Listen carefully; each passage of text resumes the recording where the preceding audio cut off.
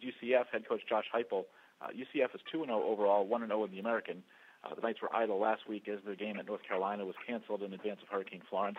UCF returns to action this Friday against Florida Atlantic at Spectrum Stadium in Orlando, 7 p.m. Eastern on ESPN. Coach, thanks so much for joining us on the call today. Just give us your kind of the state of your team as you head into the Friday game against Florida Atlantic, please.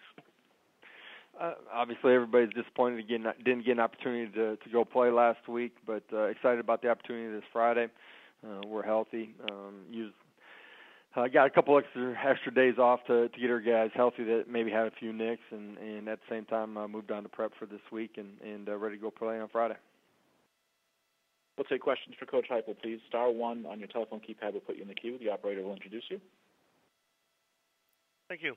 We'll take our next question from Dan Tortora from wakeupcalldt.com. Please go ahead. Your line is open. Good afternoon, Coach. How are you? Good. To take a look at this upcoming matchup that you have against FAU, a high-powered offense, and your offense as well, the same type of feel, could potentially break open a game. Just what you can say about what you see on the other side with FAU going into this matchup. A good opponent. They've played really well offensively and defensively the last couple of weeks. So they have good athletes all over the field. It'll be a great matchup for us. Our guys are excited to play, and at the end of the day, go play it one play at a time. And then to look at your team and just what UCF is, I know you're a couple games in as the head coach of the team, but from last year going into this season and some positive plays that have happened within the last few years, last few games that have, Fiesta Bowl and whatnot a few years back, UCF has put themselves on the map. Do you feel that this school and this program are getting the respect that they deserve? How do you kind of see it from the inside looking out right now, knowing that UCF has achieved so much, but sometimes is still left off the radar, according to some people? At the end of the day, for our players and our coaches here in the program, you take it one day at a time, you take it one game at a time, and that's really all that you can control. This place is as good as any in the country. You look at 5 conference championships in the last 10 years, 2 New Year's Six bowl wins in the last 5 years, 3 conference championships in the last 5. This place has won a lot of football games for a long time, and it's our job, the current staff and players, to continue to build it. And what our administration is doing with facilities, we're continuing to make it better every single day. And at the end of the day, all we can do is go out and play the opponents that we got each week and go take care of our business. That's what we're focused on doing, and everything else will take care of itself. Really quick follow-up, Mackenzie Milton, just what you can say. We talked about him earlier on in the season. I know you're only a couple games in here, but just what you see from him and his abilities as you move forward. Smart, competitive, great arm strength, accurate with the football, great leader for us inside of our program every single day. He's about the right things, and a really, really great player, and a lot of fun to coach every single day. A lot of fun to coach on game day. So looking forward to getting back out on the field and having an opportunity to compete with him for the 3rd time.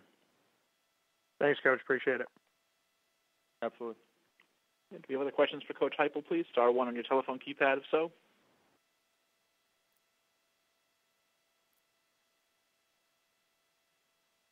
Take the next question, please. We'll take our next question from Michael Zingrone from the Temple News. Please go ahead. Your line is open. Hello, Coach. Thank you for your time. So my first question is, this is coming in your first year as head coach at UCF, and just overlooking just at the conference that you will be competing with in the near future, what are some things that really stand out about this conference and how good it is? Power 6 football is real. This conference can go out and compete with anybody, anywhere, any Saturday afternoon. I said that since I've been in the conference. I said it when I was outside of the conference in other Power 6 conferences. You look at the teams in this league, a bunch of them have played in leagues that were, guaranteed BCS bowl spots. And, this league, you look at what it did this past weekend, you look at what it did the weekend before. Every single week, this conference is going to go play on the road or maybe at home and beat teams in those other leagues. So it's a great brand of football. So, in a follow-up, previously in your coaching career, being at Mizzou and Oklahoma, you've been around a lot of good offenses and a lot of good quarterbacks. Well, where does Mackenzie Milton rank in that group of quarterbacks that you've been able to coach in your career?